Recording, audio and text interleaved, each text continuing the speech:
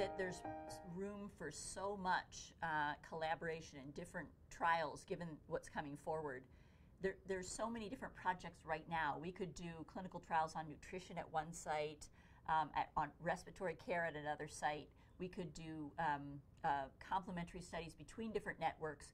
From a practical standpoint, to do a single clinical trial for type 2 or 3, you can get by with a smaller number of centers. But the truth is we will have to have a much bigger network of centers for type 1 because they can't travel. It's not, they're so fragile at this point that if you're talking about taking an already weak type 1 baby, you really need to have a large number of centers that are willing to collaborate together and work together. And that is our ultimate goal, but sometimes getting started to develop those tools, it works much better in a smaller group of centers. And so I don't see an inherent conflict in having different groups at this point. And I think that's worked very well in ALS and other areas where you have multiple different groups looking at different questions in the disease and tackling different problems at different times. Is competitiveness a healthy thing? It seems to me it is, in a way. I think it's healthy in a way. I think that sometimes being having disagreements actually hones your own thinking critically about your own work. Mm-hmm. And I think that even though at the beginning when people criticize you, you take that hard sometimes, I think that the end result is that we listen and we those who are most successful learn from our previous mistakes, not just our own mistakes, but those of others. And we try to bring together that knowledge as a group. And I think the SMA community has been effective about discussing these issues in forums. There are certainly things that we do not agree upon. I think clinical trial design, what groups of patients to study, remains a very serious point of disagreement with which compounds. How you decide which is the most exciting compound to bring forward for which populations is also a point of contention in many cases. And, we can't all be right. And so we have... Sometimes you can. So we have to sort of, explore these issues and try to pick the best clinical trial design we can for a given compound on the basis of looking carefully at the animal model data and at the safety data that we have to date. But I will say one more issue about that, which is that unfortunately there's a very big obstacle for us taking these new compounds to the youngest children because of the extra costs involved with juvenile toxicology screening. It costs an extra $10 to $20 million often for these compounds to be tested so that they're safe to go into the babies or younger children. And that's a huge impediment to companies that want to bring these therapies forward but aren't willing to quite take that risk at the beginning. And that's where we get into this conundrum of having to start in a population that may not be the ideal population to look for some evidence of efficacy. And only if we see that efficacy, then we'll be able to take it to the population that might benefit even more. And the risk with that is that you're going to lose some drugs that may have been effective in an earlier stage of the disease. Right. And I worry about that. Polio and how the two doctors, Salk and the other fellow whose name I've forgotten, were really competing for the cure, and Salk was all about speed, get it out there as quick as possible. The other fellow was about safety and effectiveness. And the polio vaccine, Salk came up with a vaccine, and it was a big triumph.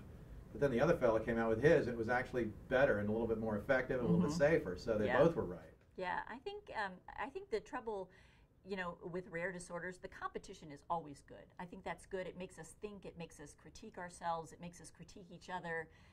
We all learn from each other along this whole process. Sometimes it becomes difficult to say, okay, where did that information come from? Because there's so much information coming forward so quickly. But I think in the end, we do have to work together and accept that someone else's idea might be better than our own. That's just the way it is. And unfortunately, we only know that after it proves successful. So there can be a lot of heated discussion along the way to get there. That's good to have a little humility. Be reminded of that. Which of the various agents and methods, modalities excites you in particular? She says this might not be a fair question, but. Well, I think there's many exciting therapies. I'm excited about the antisense oligo-based therapies. There's one that's being worked on by the company called ISIS, which is moving forward that may be coming available. It's been used now in animal models, and it looks very encouraging, those results. And again, each compound has its pros and cons. The con right now with that particular compound is that it requires, it looks like, and it's going to require an infusion into spinal fluid for patients. Now that sounds like it's such an invasive thing, but in fact we do this all the time for chemotherapies in children. This is not a difficult thing to do, and while it's not as convenient as taking a pill, if it really is an effective therapy, that's not a barrier in my mind, and I think that's very exciting. They're now exploring using that same compound with both a delivery in the bloodstream and the spinal fluid, and there's a compound that's going to be coming forward that Repligen, the company Repligen, has purchased, which is a quinazolone derivative. Again, I think that compound is going to be a compound that's an oral medication. That's very nice because, again, that's something that we can use across the spectrum in SMA. We have a broader option, perhaps, for what group we're going to be able to put into clinical trials because it's not quite as invasive as perhaps doing an injection into the spinal fluid. And so it may be a lower bar to get that sooner. I don't know if that's true or not, but there may be. And it's appealing because I could use that in the relatively near future, and it looks effective in the animal model. I wouldn't know how to compare those two because I really don't know exactly how they're going to work in a patient.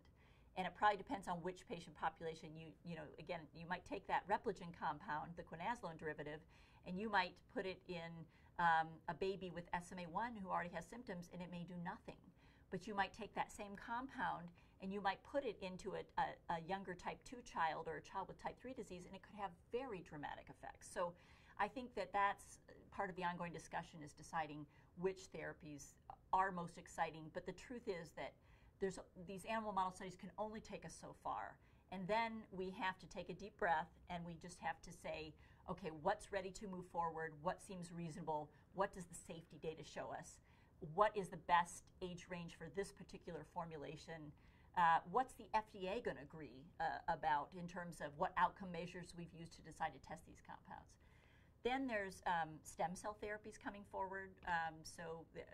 There's this California Stem Cell Incorporated is at the pre-IND stage where they don't have approval to go forward with a clinical trial, but they're actively trying to design a clinical trial for their therapy, and they're thinking of putting this into younger babies. Now, this particular therapy is going to be the most invasive. It's going to be injecting it into spinal cord. However, is that like an epidural? No, it's more an epidural goes into the spinal fluid, but an injection into the spinal cord means exactly you're going to put it right next to the motor neuron cells in the spinal cord. So that requires a surgery. So you've got some agents that are coming along that you can take orally. You've got some agents that are coming along that are going to require perhaps some injection into the spinal fluid, and you've got some agents that are going to come along that can only work if you inject it into spinal cord. However, for an already symptomatic type 1 baby, those other two things may not work because your motor neurons may be mostly gone. And so we want to have a bunch of different therapies coming forward. Ultimately, my vision would be to see these therapies being used together, different drugs that might work in different ways on the pathways, and this is starting to be now explored in the animal models in very exciting ways. And again, it's like the chemotherapy model of pediatric oncology. You sometimes have to have a cocktail. Maybe one drug alone isn't going to do it, but if you add 2 or 3 drugs together targeting different pathways, that might be the way you get the most dramatic results.